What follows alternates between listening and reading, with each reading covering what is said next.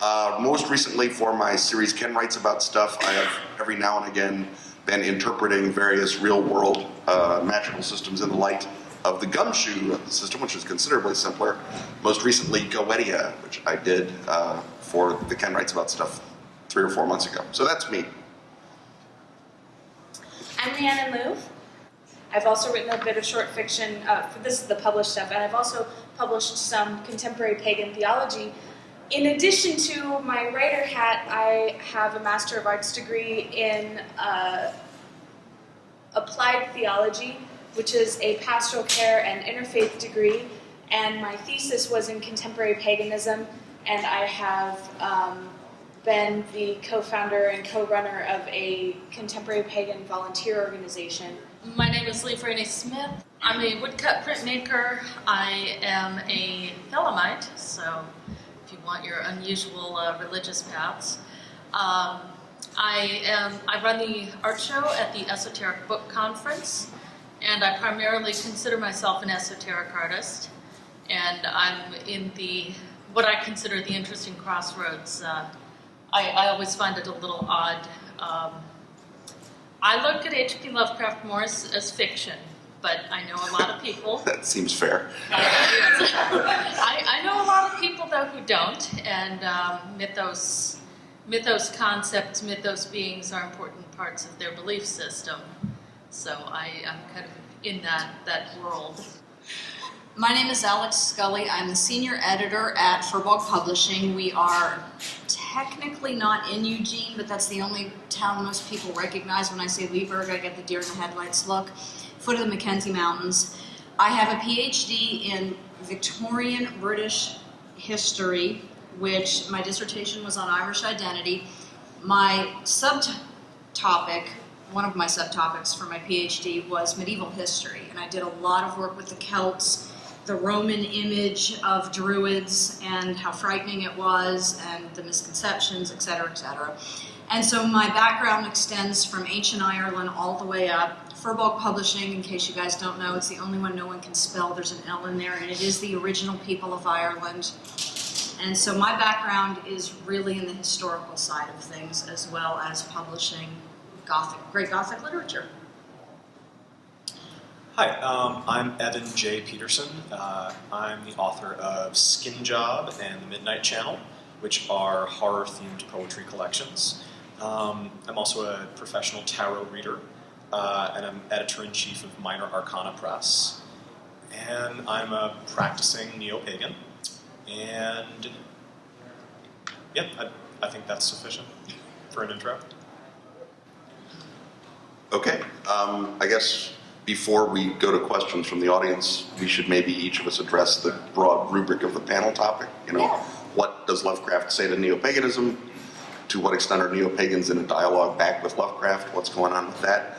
I guess sort of just to start it off, I think probably from a outsider's viewpoint, being a Presbyterian who is firmly on the Lovecraft is writing fiction side of the universe, I think probably the biggest influence of Lovecraft on neo-paganism has to probably have come through the Simon recension of the Necronomicon, which had 1 million copies published and did a great deal to introduce and insert Lovecraftian concepts into, I don't necessarily say the Crowleyan mainstream, but a Crowleyan mainstream, especially through Kenneth Grant, who was a very enthusiastic Lovecraftian and a very enthusiastic occultist and a very enthusiastic Crowleyan by his own lights. Whether or not they were the lights of other Crowleyans is the sort of fun that the OTO likes to get into, and I certainly don't have a dog in any of those fights, so I'm happy to take everyone at their own estimation as Crowley's spiritual heir.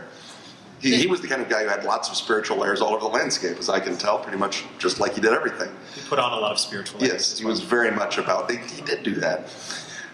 So I think that if you're looking for sort of the ground zero of Lovecraft into neo-paganism, you could maybe go farther back, because I'm sure that some influential neo-pagans in the founding era had read Lovecraft, if only in the armed services editions that came over into Europe. But I think that if you're looking for the current landscape of neo-paganism, probably the biggest channel into it, the Lovecraftian channel into it, comes out of the Simonomicon and its descendants. And I'm not sure that that's a hugely controversial statement, but I figured I'd get it out there anyway, and then let other people talk about things from their individual perspectives. So, my initial interest in this panel was actually in the relationship between Lovecraftian anti-cultist, that cultists are the bad guys, and the neo-pagan, moral panic against neo-pagans. There's a book that I highly recommend. It's a history book, but it's very well written, and I really enjoyed it myself. It's called The Triumph of the Moon by Ronald Hutton. Yes. And it's got a chapter in there that's about the moral panic, and it mentions Lovecraft. It mentions that, yes, some of the people who were afraid of neo-paganism probably got some of their ideas about what occultism is from reading horror writers like Lovecraft. But in the larger context, the way I read it, it looks to me like Lovecraft was really jumping on a bandwagon, an anti-cultist bandwagon that was already there, and that he wasn't really. I don't think he really changed the landscape significantly on how the occult was looked at. I think that the occult was using elements that were already present in the culture. As for the dialogue, the current dialogue between serious neo-pagans and Lovecraft, I'm really looking forward to your perspective on that, because I have never, ever, ever, in all of my thesis and all of my reading and everything, I have not encountered people who take it seriously. And so that's totally your bailiwick. You get to talk about that. I've never met anybody who takes inspiration from it, except in the sense that there is if you're a fan of horror and you're a neo-pagan, Christian horror gets really boring. It gets really old after a while.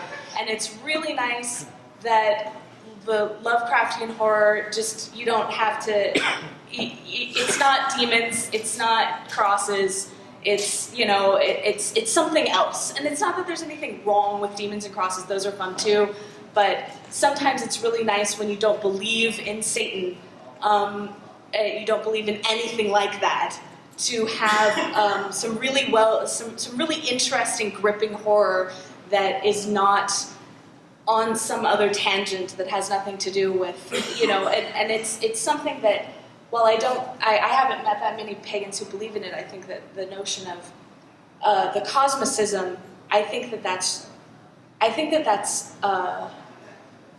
intellectually powerful for a lot of people, including neo-pagans, contemporary pagans. The impact emotionally of the cosmic viewpoint of the Lovecraftianism. So I was going to mention, you mentioned Kenneth Grant and the Typhonian Order, which is now called the Typhonian Order, so the OTO is now okay with them, and in theory we're living in harmony now. Just waiting. I have friends in the order, and Kenneth Grant has a very unique viewpoint, and he was a prolific writer, and I think he's very much worth reading, and I honestly feel like my husband should have been on this panel, because he is even more well-versed in Grant than I am, and also has some very strong opinions on the Simon Necronomicon. Yeah. Again, regardless of your opinion on it, you can't argue that it wasn't influential, right? That's my point. It is absolutely influential, and it kind of drives, me nuts. I know it drives my husband nuts, because it is a fabrication. The people who worked on it will not admit to it. Well, no, because that's breaking kayfabe. Yes. But so many people believe it and follow it and do workings from it. And the thing about magical workings and magical pursuits is I have a policy of if you believe you've had a certain experience, certain things have happened, that's fine. I'll respect that. As long as you're not trying to, say, get money out of me, defraud me, get me to do something for your benefit. So my position on all of this is pretty much, okay, that's great. I respect your opinion. If you had this deep spiritual experience, I respect that. I'm not going to try to dissuade you from it. But I don't personally pursue attempting to summon Cthulhu. Has anyone attempted to summon Cthulhu or Yog-Sothoth? You mean ever or in this room? In this room. Any of you? No? No chaos magicians here? I have met someone who took that Necronomicon seriously, but he was afraid of it, and he didn't take... he was like, there's a real copy of the Necronomicon, and you have to stay away from it. And that's something I see a lot of. I think we use occultism as a boogeyman quite often. Satanic Panic. Even recently in watching the Scientology Going Clear documentary on HBO, when they came around to talk about the OTO, they put up a Church of Satan Baphomet as part of the slideshow, because that Baphomet is spooky. It has nothing to do with the OTO, if you did a little bit of research, but there's a lot of misunderstanding. And I don't know, it's to me fascinating. I'm still trying to figure out how I feel about this whole thing. What do you say to someone's idea of God? It's their idea. To me, it depends on how that influences how they're interacting with the world around them. But I think, one of the things we're supposed to talk about is why do we think there's so many neo-pagans interested in Lovecraft? And I think you've got the right argument with Lovecraft's not just about Satan's the boogeyman. There's a lot more of interest to people who have an interest in history and alchemy and magicians. And I think it's just a fruitful mythos that leaves enough room for you to use your imagination. And also, I think Lovecraft appeals to antinomians and to outsiders by and large. That's why he's huge in heavy metal. That's why he's huge in alternative comics. That's why role-playing games embraced him. Any sort of self-defined marginal community will find more in Lovecraft than they would in, say, Edgar Allan Poe or Dennis Wheatley, or even, considerably better writers. But because Lovecraft is so clearly speaking, maybe even against his will or without his knowledge to those people, because I think Lovecraft thought he was, to the extent he was writing for anyone, he was writing for a different, set of outsiders, not the ones who embraced him later. Well, and Dennis Wheatley, actually, that you mentioned, is actually somebody who was very bad for neo-paganism. Oh, yeah. No. And I would say that, 99% of the Satanic Panic is from people reading either Wheatley or Daily Mail articles by guys who read Wheatley. Than it is anyone reading Lovecraft. I mean, you can't say it never happened, but I think that 95% of it easily comes out of the Wheatley and the British tabloid journalism sensationalism of the Black Mass that happened in the 60s and 70s. Yeah. I heard the caveat on but it's a history book, but it's interesting. So I will truncate this, I promise. But in the late 1800s, as I'm sure everybody knows, spiritualism really rose to strange heights. People became fascinated with the concept of ghosts. I mean, this is where we get a lot of the pseudosciences emerging, everything from phrenology to what eventually became eugenics. And it was a very, very strange time period. But by the turn of the century, the 1900s, a lot of this stuff had fallen out of favor. And there was a movement in basically the 10s and the 20s to fuse Christianity with capitalism in order to sell capitalist ideas in the United States. And I think the appeal for the Lovecraft angle was that he took some of the very strange ideas from that Victorian period and fused them with modern themes. Not the traditional horror monster themes that we look at on the surface, but we're talking things like forbidden knowledge, civilization in danger, this idea of the human, non-human influence on humanity, things that removed some of the really violent elements of the ancient religions. There really was the concept of the Wicker Man in the Celts. They burned people alive. And obviously we don't want to do that anymore, but Lovecraft brought these themes to us in a way that modern people could understand and relate to. And then when we looked to something beyond this Christian capitalist fusion, some of us anyway, he kind of reiterated these ideas through very palatable, brilliant stories. And so from my point of view as a historian, we're simply taking these themes out of his stories and finding ways to cope with them that does not fall into traditional dogma, because I think for a lot of us the traditional dogma is just not working anymore. So it's almost a historical progression from spirits on the wall with brand new cameras in 1870 to a much more complex fusion of themes within a new spirituality. I see Lovecraft's interaction with polytheism, etc., as very much serving his mythos. Lovecraft has a mythos in which the gods do walk among us, and if you are a person who is polytheistic, you don't have to identify as neo-pagan. You could be Hindu, and for you, the gods do walk among you. The great god Pan is among us, some of us. So that it's part of the universe that he created. And so much of his universe, he has that ultra famous quote that the oldest fear is fear of the unknown. So it's that literal and figurative xenophobia that he was really tapping into. And that's fear of aliens from outer space. It's the fear of witches and what they're capable of, because that's unknown. Also, his misanthropy toward ethnic minorities. All of that feeds into that xenophobia. And I see his work as being very much integrating, on one part, the conceit that there are gods walking among us, and marrying that to his special brand of we don't know what's out there and we don't know what they're capable of.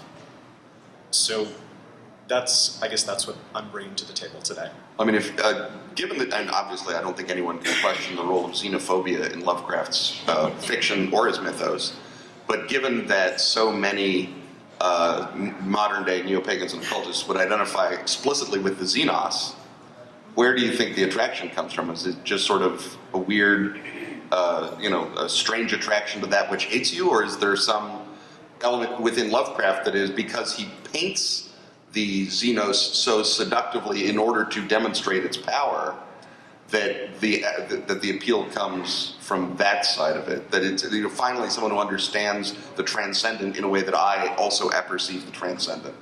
What do you think is the connection there?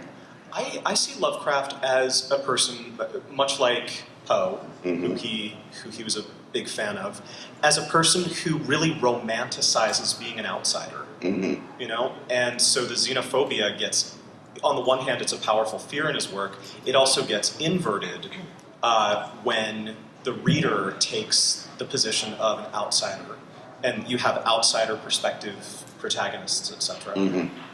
I think there's a real identification with that rhapsodizing over being an outsider.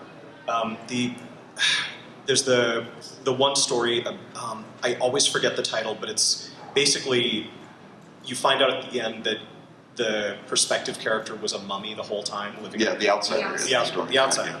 How did I forget? So yeah, that sort of, and then I looked in the mirror and thought, holy shit, look at me. Fabulous. I think. I mean, again, I think that's part of that. And Lovecraft being obviously, I would argue, a great literary creator, is capable of being addressed by all manner of communities, and certainly that includes the ones under discussion now. And I guess the only other question that I might have, if anyone wants to take a stab at it, is to what extent do you think it is necessary to move away from Lovecraft to embrace him in a neo-pagan universe? Given that Lovecraft, of course, is saying no one's human religious construct is right. it's all crazy, it's all wrong, it's all bad, Einsteinian disaster. If you are going to believe in magic and gods, whether they be, you know, my good old-fashioned 2,000 years old and counting God or other different gods, is there a perspective in which even a antinomian, outsider, occultist, neo-pagan has to also domesticate and tame Lovecraft in order to internalize him, or can you look at him the way that I look at him, as a philosophy of terror and catharsis that is not fundamentally at the core of what you think the world is like? Can I like to address that again? Sorry for the history. Yeah. But you have, I think, and then we're going to address this a little bit later in the panel at 4, but I think that there is a missing link here that a lot of people overlook with Lovecraft, and that's the historical time period that he was born and raised in. This was a time of unbelievable change. When you watch, Ken Burns has a great documentary series about the Roosevelts, which I just happened by coincidence to be watching at this time period, which is Lovecraft's time period. Teddy Roosevelt was elected to office in the early 1900s, and by 1912, when he goes to run again, he's told he's obsolete. This is a man that in less than a decade was one of the world's premier leaders. And in a decade, he's obsolete. He's going to charge the hills of France against the Germans in World War I on his horses. And they're driving tanks over trenches. And so this is an unbelievable period of turmoil, change, fear, poverty. The social milieu in New York City alone is frightening. For any of you who've seen those tenements, I've walked through them. They packed 40 to 50 people in a room half this size. And this is what he would have been coming from an unbelievably small town into. The fear, the terror that he must have experienced in New York. Then, as we know, he probably had certain mental illnesses or struggled with certain things. And I can't imagine what this man must have seen on the streets. This infused certain ideas into his writing that as modern people we look at, and I mean, we read his letters and we're horrified at the things he said. But I think what modern neo-pagans have taken away from his writing is not the racism, because we put it in that time and place. But again, it's the themes. It's the idea of the outsider, the idea that we are living in a world that doesn't seem to have a place for us. I mean, a lot of us feel that way with modern politics. And so you look to Lovecraft and it's like, wow. I mean, again, the story of the outsider. Absolutely brilliant idea of this creature just simply wanting companionship and the reaction is horrifying. How many of us in this room have walked into a meeting, a classroom, and felt the same way? And seen the looks, seen people go, what are you doing here? Mm-hmm. I mean, I actually, as a female historian, I had a male say that to me. You're a historian? Excuse me? And so we feel that outsider status. And it's the same way I can read some of the most sexist literature going from the 1800s and still appreciate it, because there are other things we draw from it. Another thing that I think is going on, and I think this would be true of contemporary pagans, atheists, basically anybody who's been raised in a largely Christian context and has rejected it,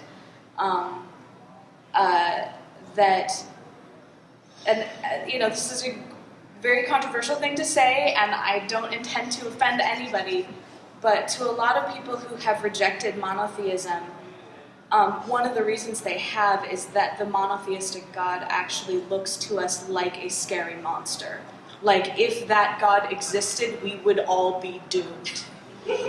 And so I think there is, in certain, for certain people, I think there is an appeal to the cosmicism of Lovecraft because it feels like the world we're living in, even though Cthulhu and Nyarlathotep are not anything like real monotheistic, they're not even monotheistic, they're polytheistic, but these are these gods that people worship, and people really shouldn't be worshiping them.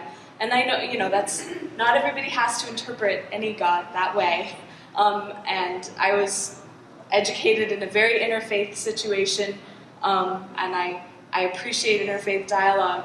But I do think that there's a lot of people that, when they look at that particular being, the interpretation that they have from their upbringing is that being is a monster, and I really hope that being does not exist. I really hope that being is just like Nyarlathotep and Cthulhu, is completely fictional, and so there's the appeal there of this kind of horror is the kind of horror that I experience when I think about the religion I grew up in. Well, and I think also, nature is impersonal. Nature is dangerous and deadly. Why would one choose the mythos? I think we've already hit on a lot of that. The whole outsider thing. There's a feeling of relation to it, of almost rightness to it, in at least acknowledging, hey, it's this impersonal, scary universe. So let's go ahead and just yep.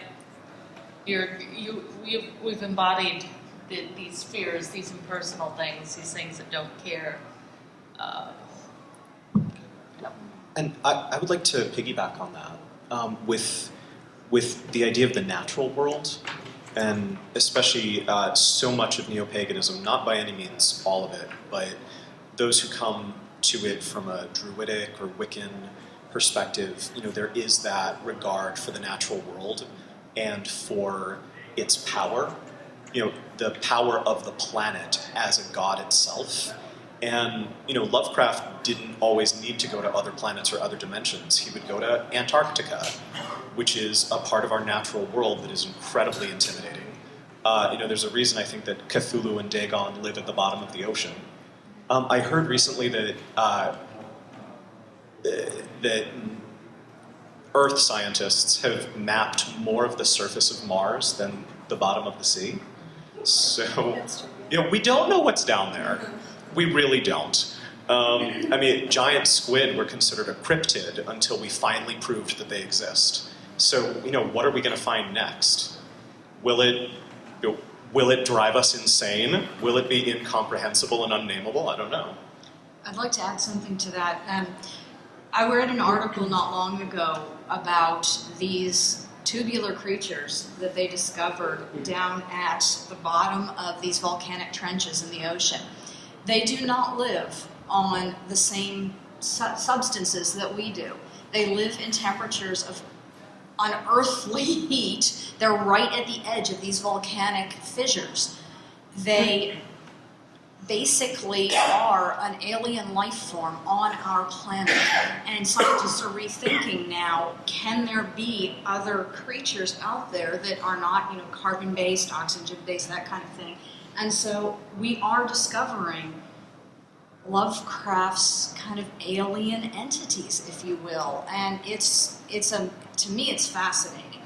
But I think there's a lot of fear out there, and that I think relates to some of the fear of the pagan, the neo-pagan, the idea that we have to silence these voices because they are so terrifying.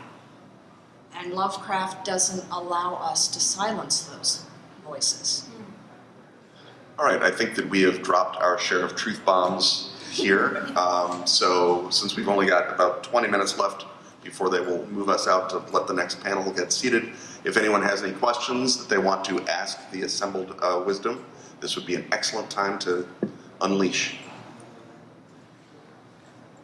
Well, I was wondering how you make, how do you make Lovecraft special when I'm trying to think of horror that doesn't involve an other or an outsider, even if it's an other or outsider inside of yourself. It seems to have been a constant theme for as far back as we've had horror stories. Well, I think that, for the purposes of this panel, we don't have to address, questions of literary quality. We can simply look at the actual fact that Lovecraft is the one who is special because we're at a convention about Lovecraft, not a convention about William Hope Hodgson or Nixon Diales, right? Or Algernon Blackwood. Or Algernon Blackwood, even, who is actually, I think, on a lot of levels, a better writer than Lovecraft, but did not adduce those themes as compellingly as Lovecraft seems to have. Yeah, but from a pagan perspective, though, why Lovecraft rather than a Blackwood or? See, for me, it's all of that, all of them. But I think the thing for me from that appeals to me about Lovecraft is his writing is unique in the way that it addresses the outsider, because the protagonist of many of his stories is not an outsider in the traditional way. He's an outsider in the way that many of us can relate to. For instance, Lovecraft's story, it's a guy walking around New York who happens to just stumble upon this horrific necromancer. That's something that, as a 12-year-old child, I would have been thrilled with. Now I'd probably be horrified that an evil necromancer was coming upon me. But how many of us? Or even a morally neutral necromancer, frankly. Absolutely. But for me, the characters are very real. I mean, even the ghoul in The Outsider. Again, how many of us have walked into that room and seen the "you don't belong here" stares? And it's a very real. Now, other writers appeal to me for different things. I love Poe because he's insane, but for Lovecraft, it's really the identification with a very real outsider. I'm not a serial killer. I'm not a killer clown from outer space. Oh, my favorite. Yeah. I'm not any of it, but I could be that person in New York who stumbles not upon perhaps an evil necromancer, but somebody who wants to do me harm. And it's just it's a personal connection. And I think that that's because Lovecraft was writing from his own fears, and it makes it so real. And another specific thing to Neo-Paganism, qua Neo-Paganism, is that Lovecraft is literally the second guy to construct a mythology, right? After Dunsany does in Pagana, Lovecraft then constructs the next one. And again, Lovecraft's mythology is, I think, again, you look at the evidence of, the last 100 years, it's a stronger, stickier, better, more interesting, more fun mythology than the gods of Pagana are. And that's not a knock on Dunsany, who is terrific, but Lovecraft is the guy who, did it and made it stick, in the same way that we talk about Darwinian evolution instead of Wallacevian evolution, right? He's the guy that, came up and, nailed it. And then people respond to Lovecraft. Right. Well, and another aspect of Lovecraft that appeals to a lot of neo-pagans are really into fantasy. There's a huge crossover there, and ever since Green Egg magazine, science fiction and fantasy have been a normal part of a lot of contemporary pagans' theology. There's one of my favorite books about contemporary paganism. I believe it's just called Contemporary Paganism. Contemporary Paganism, Listening People Speaking Earth by Graham Harvey. There is a Terry Pratchett quote at the beginning of every single chapter, and he goes into detail about why it's important to deal with Terry Pratchett, even though Terry Pratchett was agnostic. He didn't profess any religion, but so many pagans take inspiration from Terry Pratchett's work that you cannot look at contemporary paganism without looking at Terry Pratchett. And they're not taking it in this Terry Pratchett was a prophet sort of way. They're not taking it as fact. They're just taking inspiration. They know it's fiction. They know it's fictional inspiration. But that has been a part of contemporary paganism for a long, long, long time, is taking fiction as fiction, understanding that it's fiction, and incorporating it into belief systems. No one literally believes that Dante went to hell. Right. But Christians have then reincorporated Dante's Inferno. Exactly. That is a really good example. He defined hell. Yeah. Not the Bible. And so the fact that Lovecraft, in addition to being a horror writer, is actually also a fantasy writer, and to some extent more of a fantasy writer than your average horror writer, particularly because it's his own invented mythology, and there's so much magic in it. Mm-hmm. And even the good guys use magic sometimes, every once in a while, a Professor Armitage.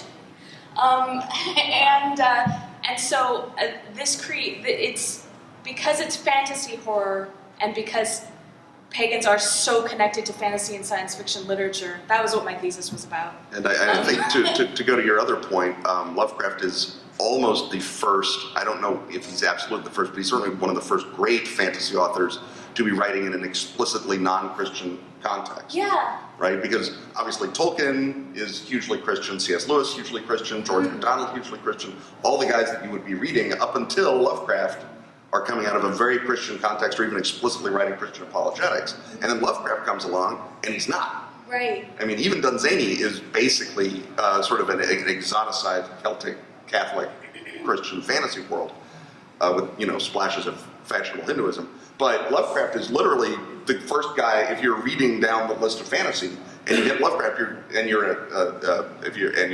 badly disposed to Yahweh, as you say, people are. You're like, oh my, thank God, fantasy without Jesus in it. Where sign me up. And I would just like to add that. So do I have your question correctly interpreted? That you're asking if you're already identifying as an outsider, what makes Lovecraft special? Yeah. Okay, so for me, aside from being practicing neo-pagan, I just love monsters. I've always loved monsters. I love monsters since I was a little Jewish kid. And where I grew up, that was not an outsider identity. But yeah, for me, it's very much about his monsters. And the thing is that I love the monsters so much. And in Lovecraft, the monsters win. They fucking win. Or at least they survive to fight another day. So that's really what hooked me in with his writing. It's funny you say that because I was listening to Stephen Hawking, and he was saying that one of the reasons that he did not really want SETI to succeed is that he feared that whatever was out there was, he said, more like something out of Lovecraft than Little Green Men. It's because he can do the math. Anyone else have another question? Yeah.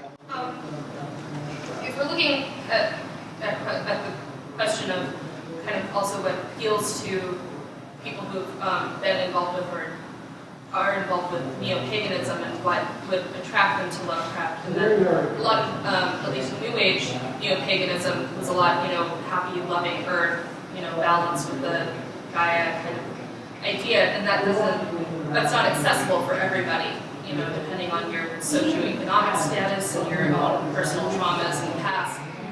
Being in some sort of balance with the goddess idea doesn't work for you, where the idea of, balancing that with the cosmic core is often a lot more attractive to people, I think. And if we go back through history, which I think you guys probably know a lot more about than I do, whenever there's some sort of upheaval and change in society, revolution, you get like the 20s when there's, so much change going on, and then World War I came in and kind of flattened everything, and then, starts getting up again into the 30s and 40s, and then World War II comes along and flattens everything. Into the 60s, you get people who are, leaving the old traditions and religions behind, but we still, as humans, keep trying to find something. And, with all that trauma happening, especially in the United States and Europe, cosmic horror would become a lot more attractive. So, just sort of your take on history and, trying to find something that is not the traditions we're used to, but balances out, against the New Age. So is your question that the historical contingency of when neo-paganism arises that also, rhymes, if you will, historically with Lovecraft? And how cosmic horror is a lot more accessible for many people than New Age neo-paganism. Well, I think that I think it was you were mentioning that the notion of Lovecraft taking the ancient, truths of the Gothic and modernizing it, creating a modern vocabulary for it, is really, really crucial. And this is much larger than why do neo-pagans like Lovecraft. This is why Lovecraft is literature and not, Nix and Dialis. Is because he takes the Gothic, he takes the old sort of standards that literally come out of medieval mental constructs, and rather than junking them, he re-mythologizes them. He creates a mythology that we as moderns be we Presbyterian or pagan or atheist or whatever, can recognize and respond to. And rather than having a dubious count who is probably Italian, we have a thing that might or might not be an alien crossbreed. Instead of having a ruined castle where the specters are confined, he says the world is the ruined castle. If you just look at it, if you look at Antarctica and you look at the way that the universe is, the incredible age of it. And so when Walpole is writing the Castle of Otranto, and for him making it scary, he says it's from medieval times. Lovecraft has to say it's from Archaeozoan times. It's before the Cambrian break. It's life forms before vertebrates. There's some complications here. Lovecraft satirized a few things. Herbert West Reanimator is a satire of Frankenstein. He's explicitly admitted that in his letters. But then I think a bit of a disconnect that I see is that so much of neo-paganism is about celebrating the feminine divine. The earth is our mother, I love you, goddess, etc. And Lovecraft's gods are very patriarchal. We look at a story like the Dunwich Horror, and Wilbur Whatley, assumedly his mother was raped by one of these otherworldly, godlike beings to produce Wilbur and his invisible twin. So I definitely see a tension there between the very feminine respecting neo-paganism and then Lovecraft's overtly misogynist mythos.